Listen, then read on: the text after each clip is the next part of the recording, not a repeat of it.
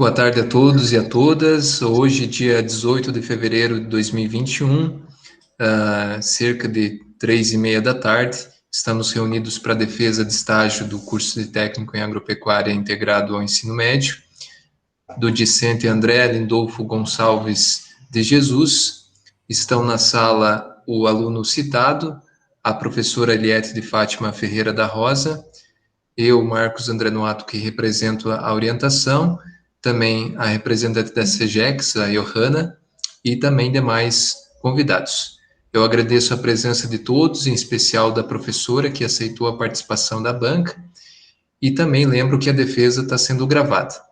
Vai começar agora com a apresentação do André. Então, André, por gentileza, você pode fazer a tua apresentação e depois nós passamos para as perguntas e considerações da banca. Bom, boa tarde a todos. Meu nome é André Lindolfo Gonçalves de Jesus. Eu sou estudante do Instituto Federal Catarinense, no campus Santa Rosa do Sul. E eu estou aqui hoje para realizar minha defesa de relatório de estágio. O meu estágio foi desenvolvido na área do crédito rural, na empresa LCCR Assessoria Agrícola LTDA. Bem, a empresa situa-se na rua 19 de julho, 193, no centro de Praia Grande, Santa Catarina. O meu supervisor, que também é o fundador e presidente da empresa, foi o Luiz Carlos Carvalho Reals. O meu orientador é o Marcos André Norato, e eu realizei durante 6 de janeiro a 7 de fevereiro de 2020, tendo 184 horas totais de duração. Sobre o histórico da empresa, o Luiz, que é o fundador da empresa, ele é formado em agronomia pela Universidade Federal de Santa Maria, no Rio Grande do Sul. Foi em 1988 que ele, motivado pelos seus colegas de trabalho, na época ele trabalhava na Epagre, que ele iniciou seu empreendimento individual na área do crédito. Bem, de início, a empresa não contava com uma estrutura física própria e os projetos de crédito rural eram realizados na própria casa do Luiz. Com o passar do tempo, em 98, a empresa passa por uma modernização em razão dos bancos exigirem o uso de computadores nos escritórios. O uso de computadores no crédito rural se provou muito útil durante a minha vivência no estágio, porque eles realizam parte da comunicação da empresa e também da organização dos projetos de crédito rural. A empresa atualmente consta com uma sede própria, como é possível ver na imagem à direita, é a fachada do escritório. Esse escritório tem 2 salas principais, cada um com um computador, um banheiro. Bem, a primeira sala é uma recepção e a sala posterior é uma sala de reuniões. Sobre as atividades que a empresa desenvolve, a empresa atua na área do crédito rural. O que é o crédito rural? É uma espécie de financiamento, de empréstimo, que é destinada pelos bancos exclusivamente para os produtores rurais. Existem 2 tipos principais desse empréstimo: o custeio e o investimento. O custeio tem tanto custeio agrícola quanto custeio agropecuário. Porém, no meu período foi só trabalhado o custeio agrícola. O objetivo do custeio agrícola é financiar os gastos de um ciclo produtivo de alguma cultura. Por exemplo, é possível financiar uma safra de arroz. Já o investimento, que é outro tipo, ele visa modernizar a propriedade através da adquisição de bens duráveis e prestações de serviços. Então, com ele é possível financiar imóveis, reformas em imóveis, tratores, maquinários agrícolas, esse tipo de coisa. Bom, a empresa, o crédito rural em si, ele é uma forma que o governo tem de incentivar a agricultura e a agropecuária no âmbito nacional. Isso porque o crédito rural ele é todo pensado e destinado de forma exclusiva, então os benefícios do crédito rural são exclusivos para os produtores. Dentro do crédito rural, existem as linhas de crédito. As linhas de crédito nada mais são do que formas de encaixar os diferentes tipos de perfis de produtores dentro de benefícios específicos. Então, cada linha de crédito se enquadra um tipo de produtor e tem os seus próprios benefícios. As linhas que são mais trabalhadas são a Pronaf e o Pronamp. A Pronaf é o Programa Nacional de Incentivo à Agricultura Familiar e o Pronamp é o Programa Nacional de Apoio ao Médio Produtor Rural. Então, na Pronaf, tem os seus próprios requisitos para se enquadrar e seus próprios benefícios e vice-versa. Bem, a empresa ela atua justamente fazendo um intermédio entre o produtor e o banco, para que seja mais fácil para o produtor obter o crédito rural. Ela faz isso por meio dos projetos de crédito rural. Além de fazer os projetos de crédito rural, a empresa também presta visitas e preenche laudos de supervisão e assistência técnica no caso dos custeios agrícolas. Bom, essas atividades que eu desenvolvi, boa parte delas era em relação à organização dos documentos, porque para o produtor ele conseguir obter o crédito, ele precisa que o escritório confeccione um conjunto de documentos, um acervo, né? E esse acervo é o que é o chamado projeto de crédito rural. O que vai ser inserido dentro desse projeto depende do tipo de projeto. Então, custeio agrícola e investimento tem documentos diferentes, e as linhas também. As linhas Pronaf exigem tipos de documentos e as linhas Pronamp outros. Bom, depois que o projeto ele é todo confeccionado na sua forma física, com os documentos que são exigidos para aquele tipo de projeto, ele é então digitalizado e enviado por meio de um programa de computador para uma central do Banco do Brasil. Então, o Banco do Brasil, lá ele vai avaliar se não existe nenhuma incoerência dentro do projeto, se todos os documentos estão presentes, e se estiver tudo ok, o escritório é notificado e informa para o produtor que nos próximos dias ele vai obter o seu crédito rural. Caso haja algum problema, a empresa também é notificada e ela tenta tomar as medidas cabíveis para consertar, se for possível, né? Bom, agora eu queria falar a respeito de alguns documentos que são os mais comuns. Não são todos, mas são 3 muito importantes. A DAP é a Declaração de Aptidão ao Pronaf. É um documento que é exigido no caso dos projetos do Pronaf.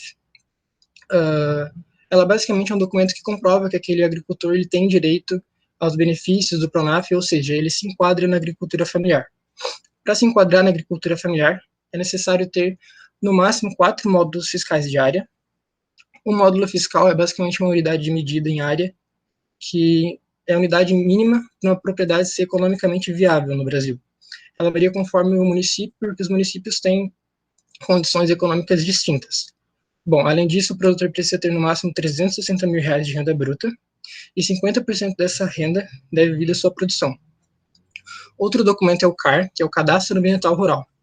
A principal função dele é inviabilizar o desmatamento ilegal. O croquis é outro documento, ele é um mapa aéreo que informa como se chegar até a propriedade do produtor, do cliente. Com esse mapa, a principal função dele é, caso o banco ele acione um fiscal, um fiscalizador, ou esse fiscalizador ele vai utilizar, né, vai ir no projeto utilizar do croquis para se informar como chegar até a propriedade do produtor e fiscalizar para ver se não está nada ocorrendo de forma ilegal, se está tudo certo.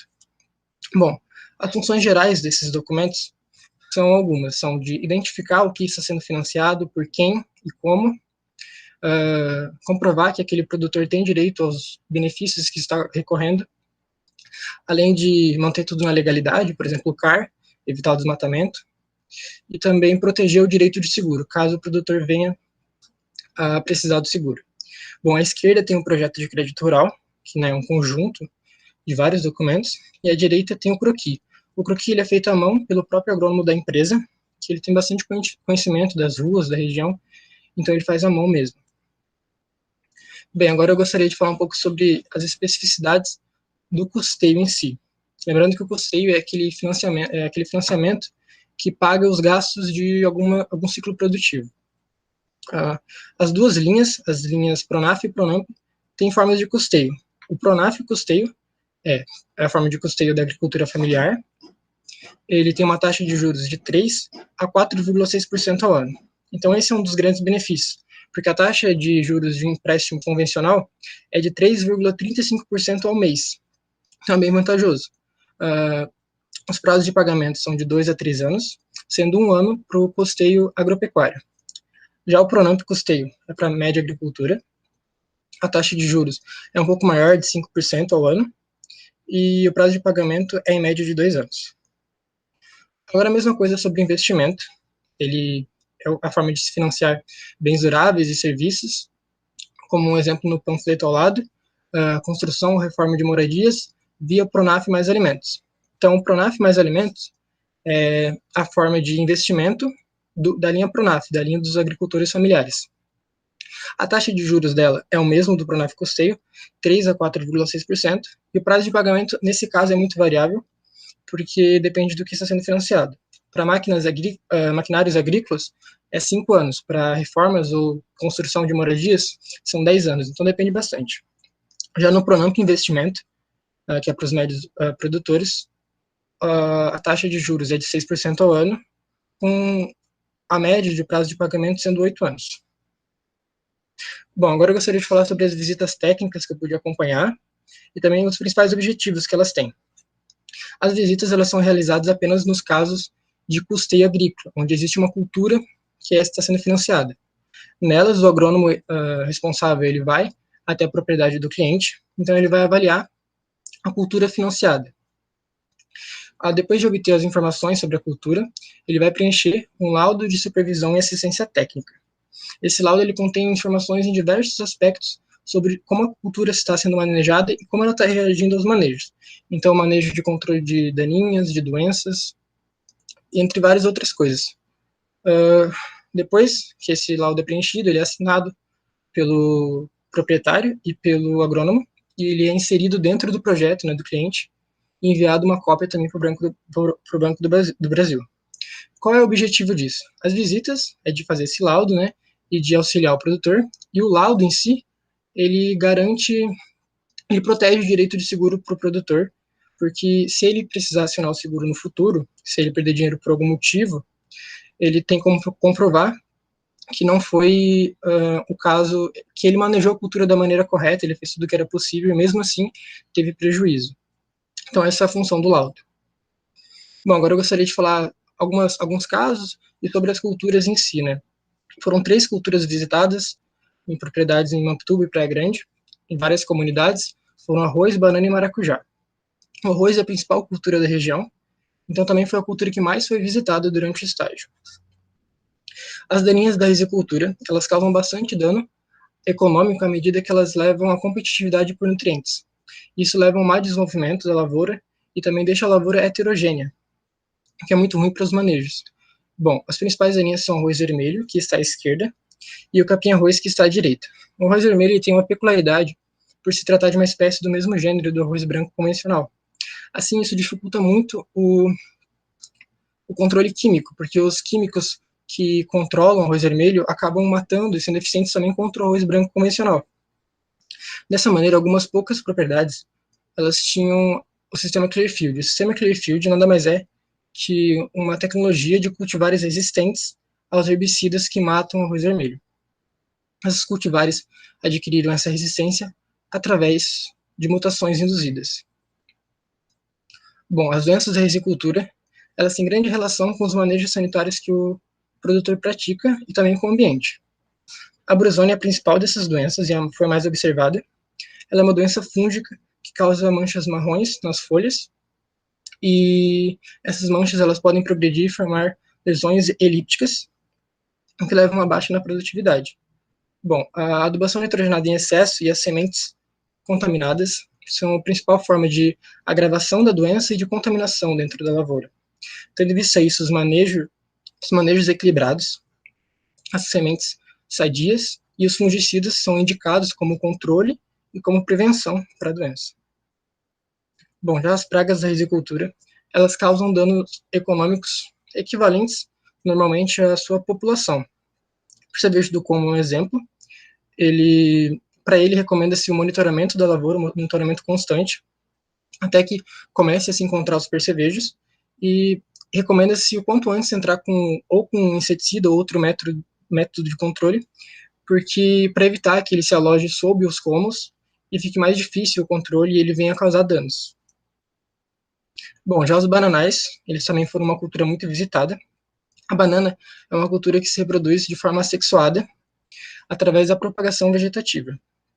Isso significa que uma bananeira ela vai dando origem a novos brotos através de um primeiro. Esses brotos são geneticamente idênticos entre si e eles têm uma nomenclatura importante. Normalmente o broto mais antigo da bananeira é chamado de planta-mãe. O broto posterior é chamado de planta-filha e o posterior é chamado de planta-neta, e assim vai. Existe uma configuração ideal dentro do bananal que se quer atingir, que são as bananeiras todas terem 3 brotos em diferentes estados de desenvolvimento. O primeiro broto deve ser uma planta-mãe, com o cacho quase formado todo. O segundo, uma planta-filha, com cacho início de desenvolvimento. E o terceiro, uma planta-neta, com início de formação. Bom, isso é muito importante, então o controle desses brotos, o desbrote, é um dos manejos mais importantes dentro do bananal. tanto para atingir essa configuração de máxima produtividade, quanto para adequar o espaçamento entre as bananeiras. Bom, já sobre a ocorrência de daninhas, ela era muito comum, as daninhas dentro dos bananais, e normalmente formava-se até um mato um pouco mais denso. Então a roçagem ou algum outro método com herbicida é muito recomendado para o produtor fazer, para que a passagem dentro das bananais seja facilitada, assim facilita os outros manejos também, e diminui a competitividade por nutrientes também.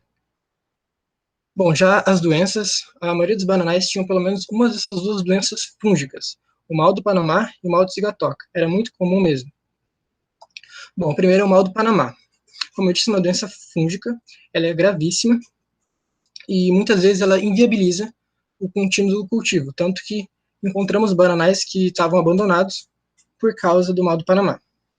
O principal sintoma dele é que ele vai deixando a folha completamente amarela, gradativamente, e com o passar do tempo ela pega um marrom meio desbotado e ela pende, fechando daquela forma na foto à direita, o que forma o sintoma de guarda-chuva fechado. Ela é muito relevante porque não existe métodos de controle. Então, se a cultura for infestada pelo mal do Panamá, não tem como retirar de uma forma muito eficiente a doença.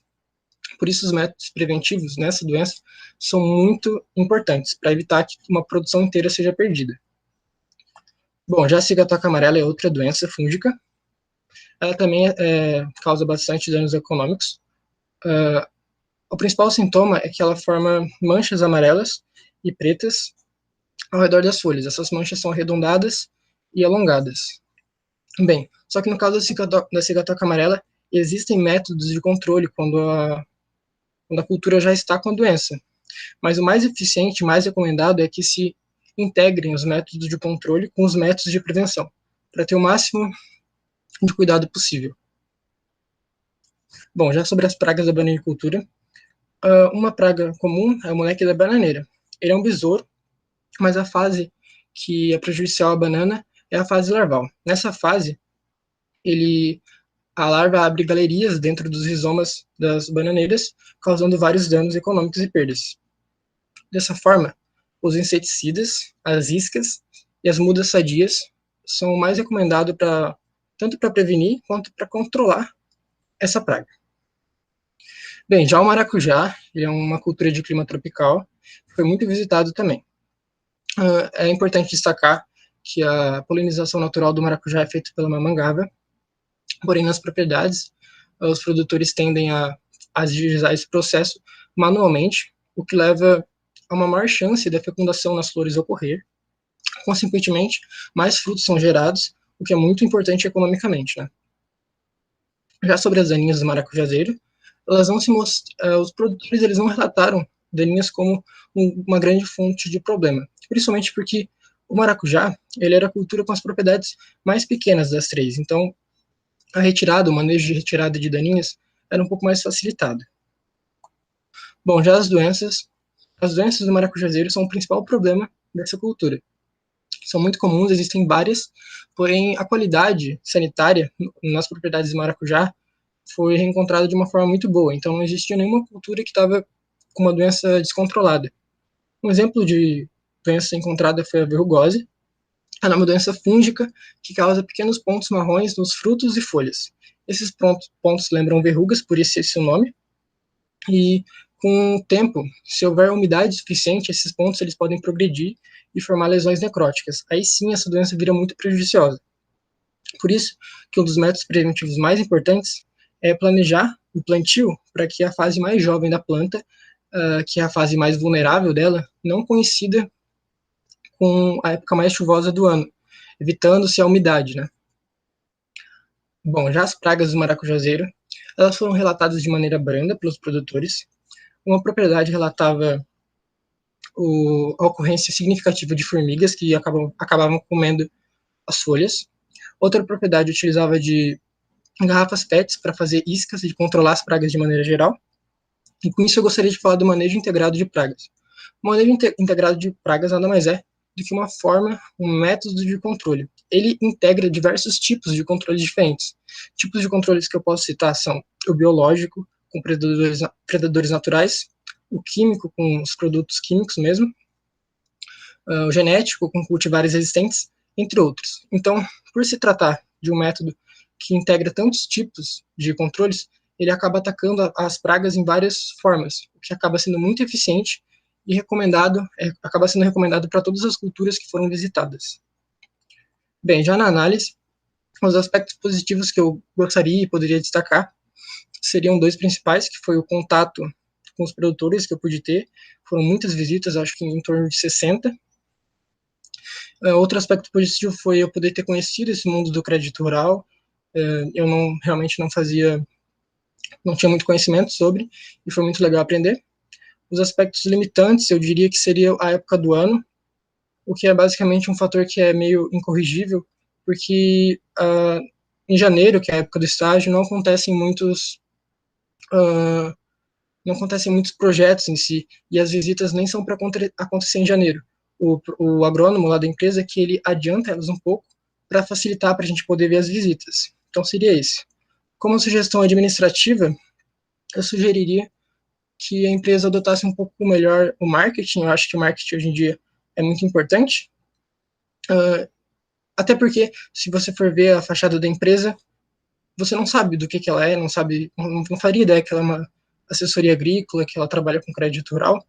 Então, acho que seria algo talvez importante se pensar. Ademais, eu acho que a empresa ela trata muito bem os clientes e cuida muito bem dos projetos. Bem, agora eu passo a palavra para o Marcos, meu orientador. E era isso. Agradeço, André, pela tua apresentação. Eu pergunto aos demais se tem alguma pergunta, algum questionamento para fazer para o André antes de eu passar a palavra para a professora. Podem ficar bem à vontade para manifestar alguma pergunta, algum comentário, se desejarem, claro.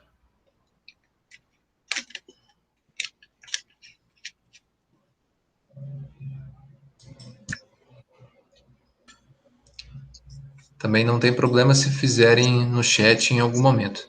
Bom, eu vou passar a palavra para a professora. Professora, muito obrigado por participar da banca, por aceitar o convite. Eu sei que a agenda da professora é muitos compromissos e tirou esse espaço para participar da banca do André.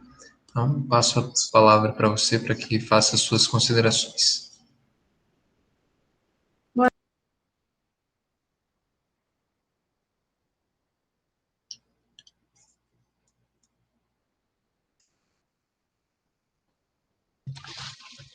Boa tarde a todos. Boa tarde, professor Marcos, André, aos colegas. Eu agradeço muito de poder participar das bancas, né, no geral. É um momento que a gente acompanha, então, os trabalhos dos nossos alunos, o crescimento também profissional de vocês. De antemão, eu gostaria de parabenizar, André, você e o professor Marcos, com certeza vocês tiveram um trabalho conjunto aí muito bom, o que se refletiu num relatório muito bem escrito, parabéns. Eu sempre falo que eu gosto muito de participar de bancas assim, em que a gente não vai ficar somente em questões relacionadas ao relatório, né? Porque está bem escrito, então a gente pode discutir alguns aspectos. Eu tinha feito alguns questionamentos aqui na minha folhinha, e o que eu pude observar é que ao longo da sua apresentação, muitas delas você já acabou elucidando, que é muito bom, mostrou um conhecimento, né? Com relação ao relatório em si, são pequenos ajustes, assim, principalmente ali naquela lista de figuras, que os nomes científicos eles estão em maiúsculo, né? Então, acredito que deve ter sido um problema de configuração, então, se puder dar uma organizadinha nisso, senão questões bem pontuais. E os meus questionamentos, André, eles são muito a título de curiosidade, tá? Porque você deixou tudo muito claro, então, conhecer basicamente como foi seu estágio, a sua rotina. Então, para a gente começar, eu gostaria de perguntar o seguinte: André, quando chega um agricultor lá para fazer o custeio, né? Para fazer um projeto de custeio, Quais são as orientações iniciais que são repassadas a ele? Bom, é que normalmente os clientes do Luiz, eles são clientes já que já se entendem, que já fazem algum tempo, fazem a cada ano, cada safra, né? Então, muitas das vezes, a gente percebia uma certa intimidade, né? A secretária que trabalhava lá, que é a Tamires, ela já trabalha há um tempo, então ela conhecia. As orientações, normalmente, são para perguntar se a DAP está ativa. A DAP é um documento muito importante. Normalmente era agricultura familiar, então precisava da DAP, né? Então, se a DAP não tivesse ativa, a gente encaminhava eles com os documentos que precisavam para a prefeitura, para reativar a DAP. Ele basicamente, né, perguntava o que era que ele queria custear, perguntava se a terra era dele ou se ele era algum poceiro, se ele era arrendatário, porque nesses casos tem que vir com os documentos que comprovam isso. É basicamente isso, eles falam sobre os documentos que vão precisar e vão organizando ao longo da semana até completar tudo. E como é que está a questão do CAR? O CAR, ele é basicamente um cadastro, né? Que, se eu não me engano, tem algumas fotos aéreas da propriedade, tem o registro de qual é a área, basicamente, com fotos de satélites, qual é a área, onde é que fica, quanto está sendo desmatado, se aquela área pode ser desmatada. Então, ela basicamente mostra que o produtor não está desmatando ilegalmente, né? Tá, mas essa informação eles têm de forma tranquila, assim, como é que tá todo esse cadastro? Tem essa documentação? Está enfrentando algum desafio com relação a isso? Eu não lembro de nada muito específico sobre o CAR. Normalmente, o agrônomo, a secretária, eles perguntavam se estava com o CAR atualizado, se estava tudo certo, e ele era feito uma cópia e ficava com o escritório mesmo, pelo que eu me lembro. Dentro desse questionamento, tinha algum documento que tinha um pouquinho mais de dificuldade para o produtor trazer? Você pode verificar isso? Pensando bem, acho que o que dava mais problema era quando as terras, porque tu tem que ter um documento provando, né, que tu é dono daquela terra, além do teu CAR, né? Então, quando o produtor ele não era o dono daquela terra, quando era uma terra que tinha sido dividida, repartida, normalmente era repartida em muitas pessoas, Herdeiros, né? de família, isso. Aí tinha que todas as pessoas vinham, quer dizer, todas as pessoas assinar aquele documento, porque as pessoas que é como se as pessoas também fizessem parte daquele custeio, é como se elas tivessem que ficar cientes. Então, para o custeio ser realizado, elas precisam assinar um documento que elas autorizam, basicamente, mesmo a terra não sendo diretamente delas, está dentro do que é a terra delas. Chegou a participar de algum processo assim de uso capião ou não? Porque é muito comum esses Você pode me processos. clarear mais um pouco o que é O uso capião? isso? Imagina o seguinte, um produtor, ele começa a cultivar uma área lá e fica lá, aquela área não tem Não é dele. escritura, não é, né, Sim. teoricamente não é dele, mas pelo tempo de uso que ele fica lá, ele pode requerer na justiça essa área. Chegou a participar de algum processo assim ou não? Eu vou confessar que eu não lembro exatamente se ocorreu ou não, mas é algo bem familiar, então realmente pode ter acontecido, porque é bem comum, agora que tu me lembrou, eu lembrei que isso existe, então, mas eu não sei especificamente se teve um desse ou não.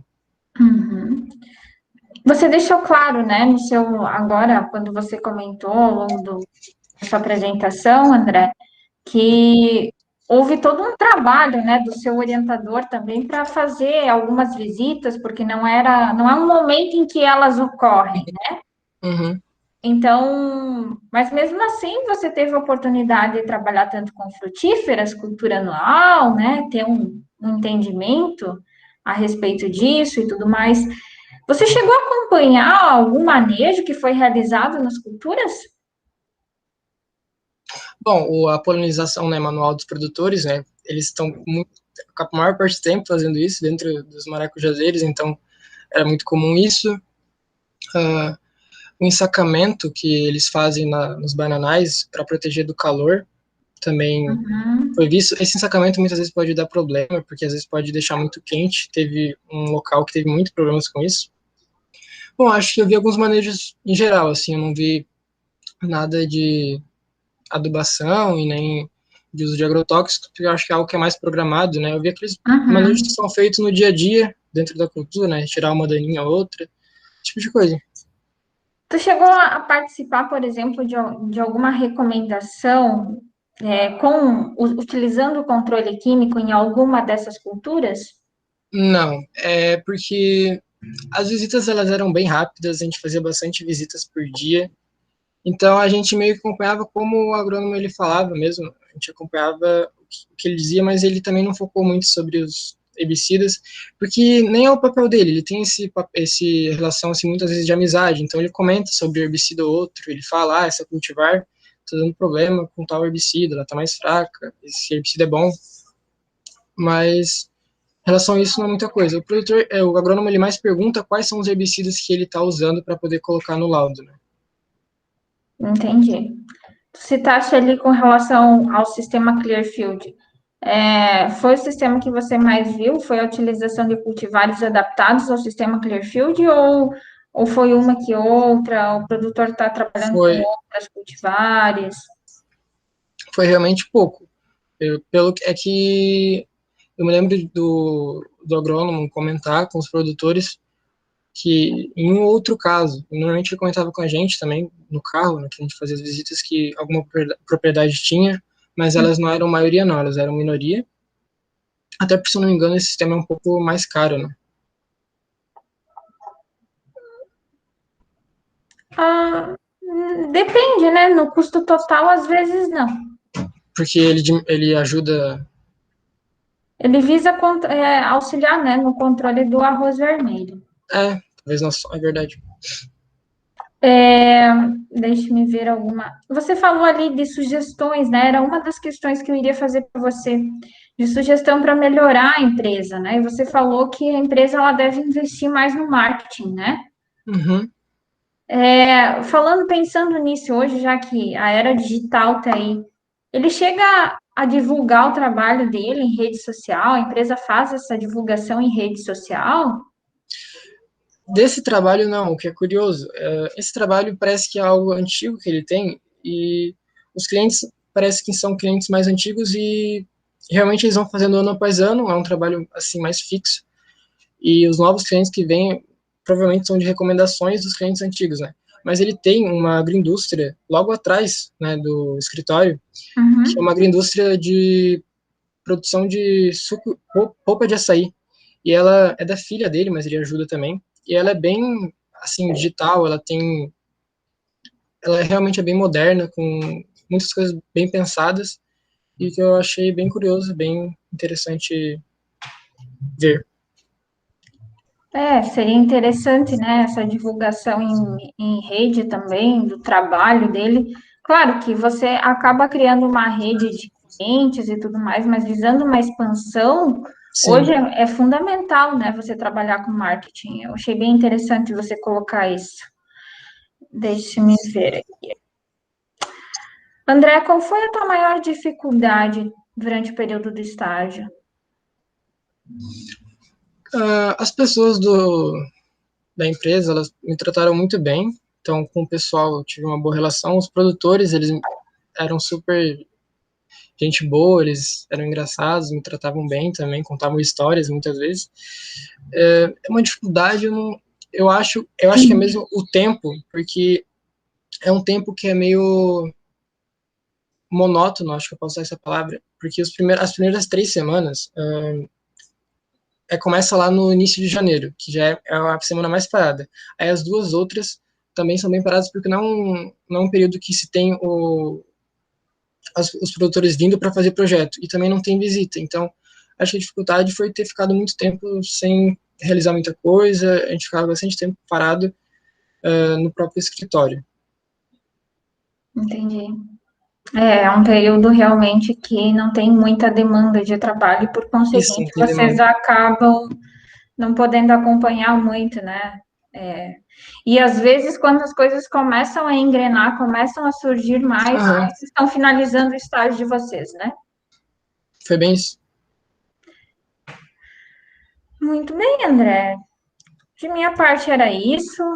seu trabalho está muito bem escrito, gostei da sua apresentação, agradeço novamente ao professor Marcos, a você, por Muito me obrigado. convidarem para participar da banca, tá? Eu não sei se eu tenho um tempo para prestar uns agradecimentos. Antes de você agradecer, André, eu só vou aproveitar também uma deixa que a professora falou ali, porque eu também tive a oportunidade de dar uma passadinha lá na empresa de vocês, Sim. né? E eu fiquei surpreso que ali, pelo menos na última semana, e você também relatou agora que conseguiu fazer algumas visitas e realmente foram várias, pelo menos na última semana.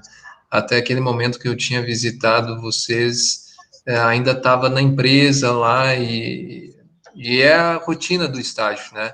A gente tem Sim. batalhado e realmente o novo PPC que vai ser implantado, o desenho do estágio vai ser diferente. Isso é uma coisa que a gente estava batalhando há muito tempo e a gente vai conseguir fazer essa mudança da época de estágio. Então, os alunos que vão poder fazer estágio só no terceiro ano e a partir de um determinado mês lá, agora não me lembro se é setembro, outubro, daí sim eles vão efetivamente fazer estágio ali, um período um pouquinho maior, mas a época vai ser diferente, vai ser uma época que as culturas vão estar em início de implantação, então as atividades vão ser mais intensas, projetos também, então acredito que vai ser um ganho para o curso de maneira geral, né? É uma coisa que vocês sentiram lá na pele e que provavelmente as próximas turmas, elas que passarem pelo novo PPC, não vão enfrentar mais. Mas essas mudanças vieram justamente do feedback que vocês trazem, né? Esse acompanhamento que eu fiz, que outros professores fizeram ao longo dos anos, mostrando que a época ali de janeiro, apesar de ser difícil também, vocês não tinham férias, enfim, mas nem vamos falar da pandemia, né? Mas, enfim, agradecer a professora e deixar o espaço aberto para você, André, para você agradecer também as pessoas que foram importantes para você, e depois eu vou passar aqui para avaliação com a professora, daí vai ser de maneira online, offline, eu vou desligar a gravação e vou deixar todos possam, enfim, seguir os seus compromissos. Bem, eu queria agradecer primeiramente a minha família, mesmo não estando presente aqui agora, e em especial a minha mãe, porque ela é uma pessoa que sempre fez tudo, né, por mim e pela nossa família, então eu tenho certeza que se eu tiver algum dia 10% da força que ela tem, da motivação que ela tem, eu vou acabar sendo uma boa pessoa. Eu também queria agradecer em especial a minha namorada, porque ela está presente comigo há mais de 2 anos e meio, me ajudando em todas as etapas, inclusive no relatório, no estágio, ela estava presente, a gente fez junto, o que deixou um pouco melhor. Ela ajudou também no relatório, então queria agradecer muito a ela. Queria agradecer o pessoal da empresa por ter sido tão querido, tão gentil, aos meus amigos por serem tão importantes e estarem aqui hoje, os que estão e os que não estão, são todos muito importantes. E, claro, um agradecimento mais do que especial a vocês dois, que puderam estar aqui hoje, o Marcos, que está me orientando há tanto tempo, sendo paciente, enviando as dicas e conversando comigo. Vocês foram muito, muito importantes, não só nessa formação final, mas também na minha formação no segundo ano, na matéria de agricultura, que é uma matéria que eu gosto tanto.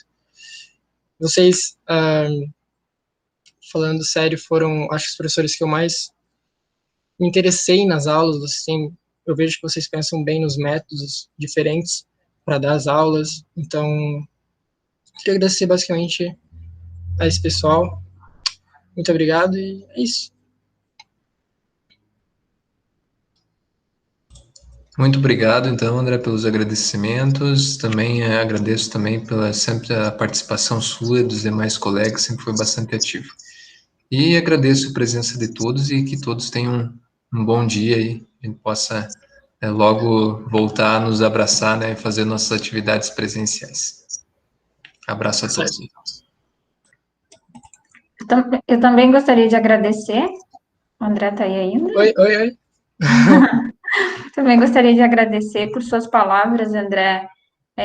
Com certeza ouvi isso dos nossos alunos dos alunos que são tão empenhados e tão dedicados é muito bom para a gente. Mostra que a gente está no caminho certo, e agradeço demais novamente por suas palavras. Lembro muito, assim, de você durante as aulas, da sua participação.